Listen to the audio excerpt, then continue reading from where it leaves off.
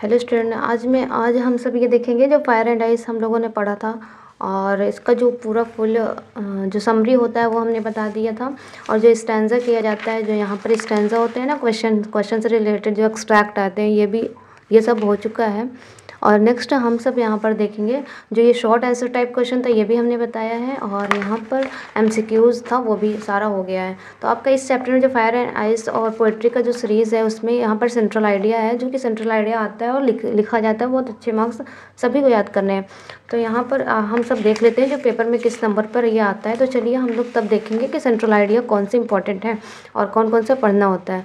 तो यहाँ पर देखिए जो आपका सेक्शन है, सेक्शन डी, ठीक है। जो पेपर है यूपी बोर्ड का जो पेपर है, यहाँ पर सेक्शन डी है, लिटरेचर होता है, उसमें आता है एक आपका प्रोज का आएगा, दूसरा पोइट्री।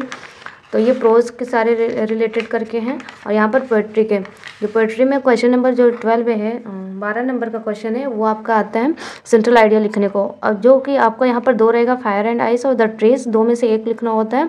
और कुछ पेपर पैटर्न में बदल गया है, वो हम लोग जब सिलेबस देखेंगे तो उसमें बता देंगे कैसे क्या लिखना है। लेकिन आपको सेंट्रल आइडिया तो ज़रूर याद करना ही पड़ेगा।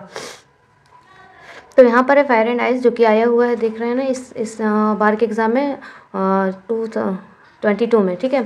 अब यहाँ पर फायर एंड आइस, चलिए हम लोग देखते हैं। पोएट्री है, जो कि यहाँ पर देखिए 1 by 1 in this poem Robert Frost refer. हमें जो भी पोएम होता है, अगर ऊपर हम सेंट्रल कॉपी में fire and ice central idea of करके ऐसे लिख देंगे, ऑफ फायर एंड आइस, तो हमको क्या करना पड़ेगा, यहाँ पर पोएम का नाम नहीं लिखना है। अगर नहीं लिख रहे हैं तो हमें चैप्टर का नाम लिखना पड़ेगा, पोएम का ना, इन this poem fire and ice ऐसे करके लिख सकते हैं। तो यहाँ पर रॉबर्ट फ्रॉस्ट रेफर्स, जो कि पोएट का नाम भी लिखना ज़रूरी होता है, हमें याद करना पड़ेगा। Refers to prediction of how the world will end, जो कि सभी ने पढ़ा है, अगर पढ़े हो तो बहुत अच्छे से समझ में आएगा कि कैसे संसार का अंत होगा। उन्होंने 2 प्रेडिक्शन, 2 भविष्यवाणी की थी, मतलब अनुमान लगाया था। पहला कहता है सम से it will and in fire, कुछ लोग कहते हैं कि संसार का अंत किस में होगा, फायर में होगा। एंड अदर जो दूसरे होते हैं से it will and in ice, किस में होगा, बर्फ़ में। यदि ज़्यादा आग ही हो जाए तब भी उसका अंत हो जाएगा, या तो ज़्यादा बर्फ़ हो जाएगी तब भी अंत हो जाएगा संसार का। तो इस तरीके से द पोएट इक्वेट्स, मतलब समान बराबर देते हैं कि जो फायर और किससे सिम्बलाइज है, किसका प्रतीक है, वो बताएंगे। और आइस, तो यहाँ पर है डिज़ायर विथ फायर, जो डिज़ायर होता है ये आप याद रखना, आई आर ई, तो ये फायर इससे रिलेट करता है। 1 नंबर के क्वेश्चन जरूर पूछता है, आपको याद रखना है। तो यहाँ पर है डिज़ायर विथ फायर एंड हाइटोड विथ आइस, जो कि नफरत करने वाले होते हैं। यहाँ पर क्या हो जाएगा, आइस, वो बर्फ से रिलेट करके बताया गया है। ये आपको दोनों तो याद ही रखना है। 10 इस तरीके से इट कैन पेरिश ट्वाइस, इस तरीके से क्या हो सकता है, ट्वाइस 2 तरीके हैं। पेरिश मतलब डाई होता है। 1 बाय फायर, कोई भी मतलब एक, या तो फायर आग से हो जाएगा, देन बाई आइस, या फिर तब आइस बर्फ से हो जाएगा संसार का अंत। The poet feels that the ice of hatred is as powerful as the fire of desire to bring complete end of this world. Poet feel करता है कि जो आइस है वो क्या हेटर्ड से है, इसका बहुत ही पावरफुल है। उसकी किसके कंपैरिजन में, फायर ऑफ डिज़ायर, मतलब जो पोएट है उनकी साइड क्या होती है, हाँ फायर हो जाए, डिज़ायर असीमित इच्छा हो जाए, वो ठीक है संसार का अंत, लेकिन हेटर्ड जो नफरत होती है वो ना हो। इसलिए वो कहते हैं कि इनसे, फायर ऑफ डिज़ायर से ज़्यादा पावरफुल कौन है, ice of hatred. To bring complete end of this world, जो क्या है, ये दोनों क्या करेंगे, कंप्लीट एंड कर देंगे इस संसार का।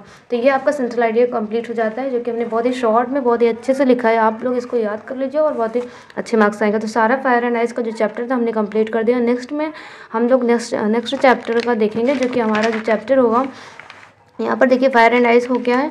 अब आपका क्या है, a tiger in the zoo, ये हम लोग पढ़ेंगे, ठीक है, a tiger in the zoo, ये वाले चैप्टर। फिर उसके बाद एनिमल्स आ जाएंगे, जो भी होगा। तो हम लोग क्या करेंगे, जो कट गए हैं वो हम लोगों को नहीं पढ़ना है। तो कैसे लगी वीडियो, अगर अच्छी लगे तो प्लीज़ लाइक करिए, शेयर करें, सब्सक्राइब करिए। Thanks for watching. तो हमने पढ़ा है फायर एंड आइस का सेंट्रल आइडिया। तो और भी जो क्वेश्चंस होते हैं जो हमने पढ़ा दिया है पूरा, वो आपको कहाँ से देखना है, ये जो आप आइकन देख रहे हैं वहाँ पर क्लिक करेंगे तो हमारे इस चैनल पर आ जाएंगे होम पेज पर। तो आपको ये सारे जो और भी वीडियोस हैं, मतलब पेपर वगैरह आपको समझना है ना, central idea, dust of snow, या फिर ये वाली है जो कि पेपर पैटर्न हमने समझा जो पिछला पेपर आया, तो सारी ये हैं। और पे वीडियोस पर आपको क्लिक करना है तो हमारी जो फायर एंड आइस की वीडियोस मिल जाएगी। और यहाँ पर फ़ारेनहाइट का स्टैंजा और जो कि समरी हमने बताया है। तो सारी वीडियोस आप यहाँ से देख लीजिए। मॉडल पेपर हमने बताया है और इंग्लिश का पेपर समझाया है, सोशल साइंस का पेपर है, साइंस का पेपर है, हिंदी का पेपर है। तो सारे ये बताए गए। और भी जो मैथ्स के मतलब क्लास 10th की मैथ्स आप देख सकते हैं, उसके भी वीडियोस अपलोड है। तो यहाँ से आप सारे वीडियोस देख सकते हैं।